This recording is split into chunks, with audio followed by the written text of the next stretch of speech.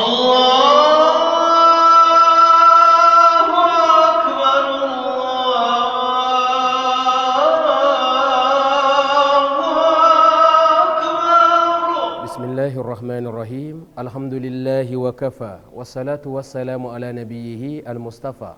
Wa ala alihi wa ashabi ajma'in. Wa man tamassaka bi sunnatihi ila yawmiddin.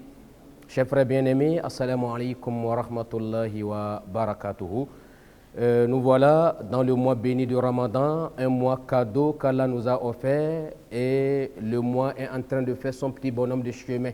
Chers frères en islam, je vous invite à vous prendre plus au sérieux, à donner le meilleur de vous-même pour gagner les bienfaits qu'Allah subhanahu wa ta'ala accorde à ses serviteurs durant ce mois béni.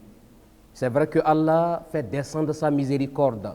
Il est vrai qu'on a appris à travers des enseignements du prophète que chaque nuit du Ramadan, Dieu prend une portion de personnes qui étaient destinées à l'enfer pour faire d'eux des habitants du paradis. Mais ceci n'est pas une raison que l'on reste les bras croisés. Allah veut nous voir en train de sacrifier nos personnes pour lui vouer un culte sincère, de montrer un engouement sérieux, tout comme quoi nous voulons vraiment, disons, sa satisfaction. Ceci est très important. Le prophète sallallahu alayhi wa sallam, un jour, il disait à ses compagnons, Ragima anfun, thumma ragima anfun, thumma ragima anfun, ce qui signifie malheur à lui qui lui arrive malheur. Mais les compagnons n'en revenaient pas. Ils ont dit, Ya Rasulallah, au messager de Dieu, qui est celui-là à qui vous souhaitez le malheur 3 fois? Il dit, Man dakhala Ramadan, summa sarafa wa lam yughfaru lah.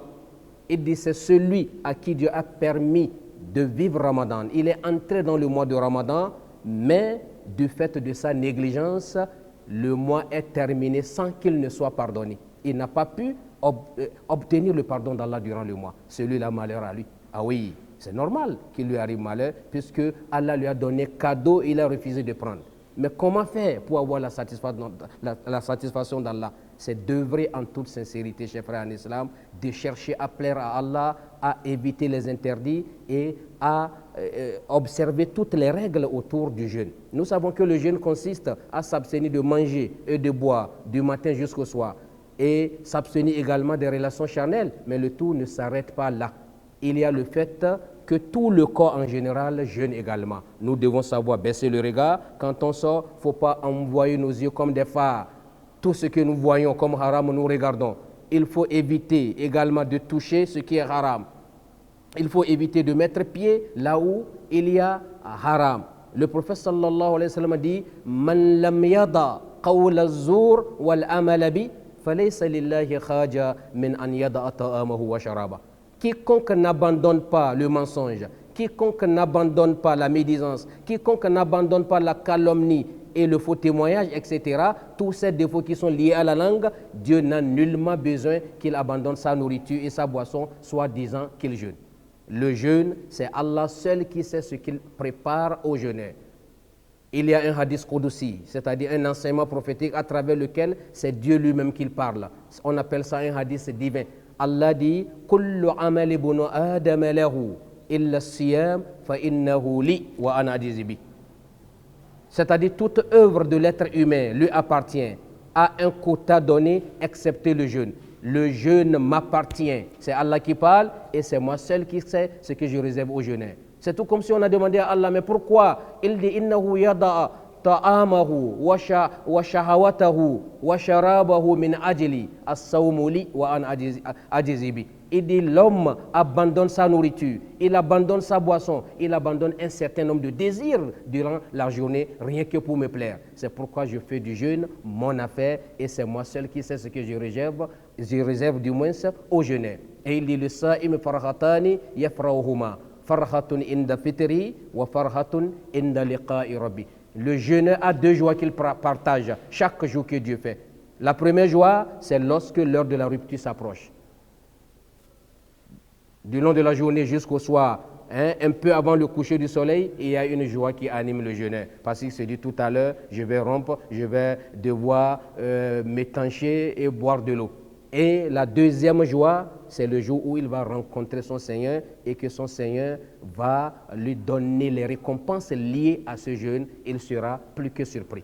Donc, chers frères en islam, faisons de gros efforts pour ne pas faillir, pour ne pas laisser le mois passer. Tel que vous voyez, les jours passent, le temps passe comme un film, ça c'est vite. C'est vite fait, vous allez voir, bientôt on se dit, nous sommes à la fin du Ramadan. Si vous négligez, vous ne profitez pas, ça fait tant pis pour vous. Allah quand même a déjà tout fait pour vous aider. Parce que Allah ne nous a pas créés pour nous voir souffrir. Il ne nous a pas créés pour nous jeter en enfer. Allah nous a créés pour nous éprouver. C'est pourquoi il a créé la vie et la mort. Il dit Allazi khalaqal mauta wal hayata liyabluwakum ayyukum ahsanu amala. Dieu a créé la mort et la vie pour éprouver ses serviteurs et voir qui parmi eux sera meilleur en matière d'œuvre. Donc nous sommes soumis à un examen dans ce bas monde. Et cet examen, il faut qu'on réussisse. C'est pourquoi chaque fois nous avons l'habitude de nous plaindre du shaitan. Quand l'homme fait un gâchis, il dit c'est le Satan qui m'a poussé. Allah a dit venez m'adorer dans un mois sans Satan. Durant le mois du Ramadan, dès le début, Allah ligote le shaitan. Le shaitan est il est attaché, il est ligoté jusqu'à la fin. Il n'aura sa liberté qu'après Ramadan. Donc, quand vous voyez quelqu'un décorné, ce n'est plus le Satan, c'est lui-même qui sera en ce moment son propre Satan. Qu'Allah subhanahu wa ta'ala nous facilite donc la compréhension et surtout la mise en pratique. Rabbana taqabbal minna, innaka anta as-sami'ul alim, wa tub alayna, innaka anta at-tawwabur rahim.